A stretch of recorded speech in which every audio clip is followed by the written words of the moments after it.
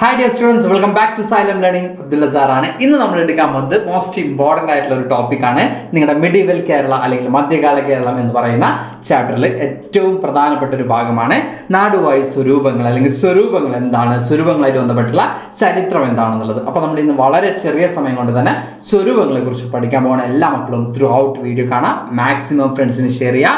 Okay, അപ്പോൾ നമുക്ക് start ചെയ്യാം. നാടുവാഴി സ്വരൂപം എന്ന് പറയുന്ന ഈ ഭാഗത്ത് നമുക്ക് ഫസ്റ്റ് നോക്കാനുള്ളത് നമുക്ക് എല്ലാവർക്കും അറിയുന്ന ഒരു കാര്യമാണ്. 12ാം നൂറ്റാണ്ടോടുകൂടിയാണ് പെരുമാൾ ഭരണം അവസാനിച്ചത്. അപ്പോൾ 12ാം നൂറ്റാണ്ട് വരെ ഭരിച്ചിരുന്ന ആരായിരുന്നു? പെരുമാൾമാരായിരുന്നു എന്ന് നിങ്ങൾ ഓൾറെഡി ഈ ഒരു ചാപ്റ്ററിൽ പഠിച്ചിട്ടുള്ളതാണ്. അപ്പോൾ ഇവിടെ നമ്മൾ പറയുന്നത് The reign of Perumals came to an end by the 12th century. 12th centuryയോടുകൂടി പെരുമാൾമാരുടെ ഭരണം എന്തിയാണ് അവസാനിക്കാൻ ചെയ്യുന്നത്, എന്ത് ചെയ്യാൻ ചെയ്യുന്നത്. അപ്പോൾ ഈ എന്ത് ചെയ്യും? ഈ പെരുമാളുടെ ഭരണം അവസാനിപ്പിക്കുന്നതോടുകൂടി അവരുടെ കീഴിലുള്ള ഭരണം നടത്തിയിരുന്ന നാടുവാഴികൾ എന്ത് ചെയ്യും? അതത് നാടുകളിൽ സ്വന്തം നിലയ്ക്ക് ഭരണം ആരംഭിക്കും അല്ലെ. അതായത് ഓരോ പെരുമാൾക്കന്മാരുടെ കീഴിലും എന്തുണ്ടായിരുന്നു? കുറെ ഭരണാധികാരികൾ ഉണ്ടായിരുന്നു, കുറെ ചീഫ് ട്രെയിൻസ് ഉണ്ടായിരുന്നു, കുറെ നാടുവാഴികൾ ഉണ്ടായിരുന്നു. അപ്പോൾ അവർക്ക് എന്ത് കിട്ടും? അവർക്ക് ഫ്രീ ആയി പെരുമാക്കന്മാരെ അവസാനിച്ചു അല്ലെങ്കിൽ പെരുമാൾ ഭരണം അവസാനിച്ചു. അപ്പോൾ അവർക്ക് എന്ത് ചെയ്തു? ഫ്രീ ആയി. അതാണ് നമ്മളോട് പറയുന്നത്. Consequently the chieftains who were the local rulers under the Perumals began to rule their respective nadus independently. അപ്പോൾ അതുവരെ പെരുമാൾക്കന്മാരുടെ അല്ലെങ്കിൽ പെരുമാളുടെ കീഴിലുണ്ടായിരുന്ന ആളുകളായിരുന്നു. പെരുമാളുടെ ഭരണം അവസാനിച്ചതോടുകൂടി അവർ ഇൻഡിപെൻഡന്റ് ആയിട്ടുള്ള റൂളേഴ്സായിട്ട് മാറി. അപ്പോൾ അവർക്ക് ആ നാടിന്റെ മേൽ എന്ത് കിട്ടി? സ്വതന്ത്രമായിട്ട് അധികാരം കിട്ടി.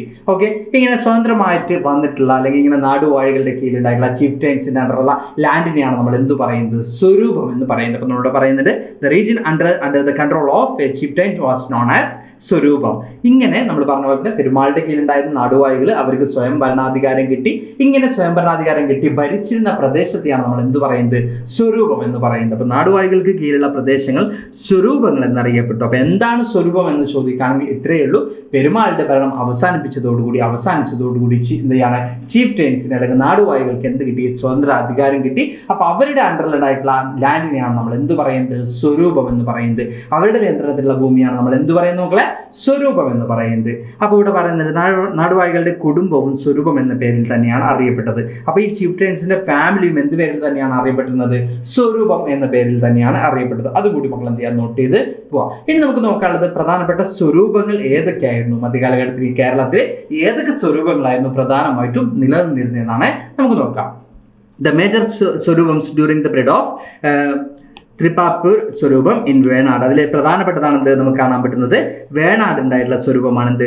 തൃപ്പാപ്പൂർ സ്വരൂപം എന്ന് പറയുന്നത്. അതുപോലെ തന്നെ കൊച്ചി ഭരിച്ചിരുന്ന പെരുമ്പടപ്പ് സ്വരൂപം, കൊച്ചിയിൽ ഭരിച്ചിരുന്ന എന്തായിരുന്നു?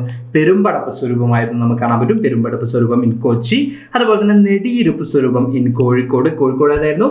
നെടിയിരുപ്പ് സ്വരൂപമായിരുന്നു. എവിടെ ഉണ്ടായിരുന്നത്? കോഴിക്കോട് നമുക്ക് പ്രധാനമായിട്ടും കാണാൻ പറ്റുന്നത്.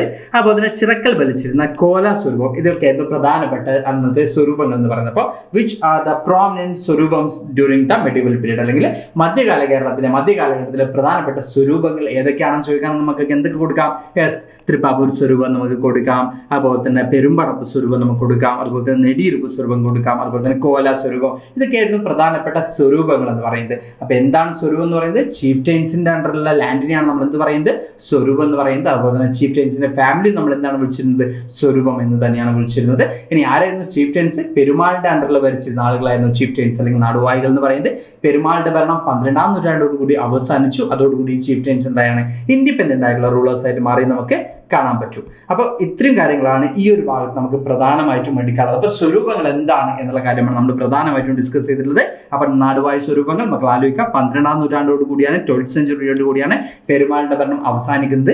അതോടുകൂടി അവരുടെ നാട്ടിലുണ്ടായിട്ടുള്ള ചീഫ് ട്രെയിൻസ് ഫ്രീ ആയി. അങ്ങനെ അവരുടെ നാട്ടിലുണ്ടായ അല്ലെങ്കിൽ അവരുടെ നാട്ടിലുണ്ടായിട്ടുള്ള പ്രദേശം സ്വരൂപം എന്നറിയപ്പെട്ടു. ആ പ്രധാനപ്പെട്ട സ്വരൂപങ്ങളും നമ്മൾ പഠിച്ചു. ഓക്കെ, ഇത്രയും ചെറിയ സമയം കൊണ്ട് മക്കൾ സ്വരൂപം സെറ്റ് ആയെന്ന് വിചാരിക്കുന്നത് കുറച്ച് കൺഫ്യൂസ്ഡ് ആയിട്ടുള്ള ഭാഗമാണ്. അപ്പോൾ ഈസി ആയിട്ട് എന്ത് ചെയ്യാം മക്കൾ ഇത് മനസ്സിലാക്കി വെക്കുക. ഈ സ്വരൂപങ്ങളുടെ പേരുകളൊക്കെ എന്ത് ചെയ്യാം മക്കൾ പഠിച്ചു വെക്കുക. അത് ഏതേത് സ്ഥലങ്ങളാണെന്നും പഠിച്ചു വെക്കുക. അപ്പോൾ ഇതുപോലുള്ള വീഡിയോ സെറ്റ്സ് വീണ്ടും വരുന്നതാണ്. Thanks to all, by.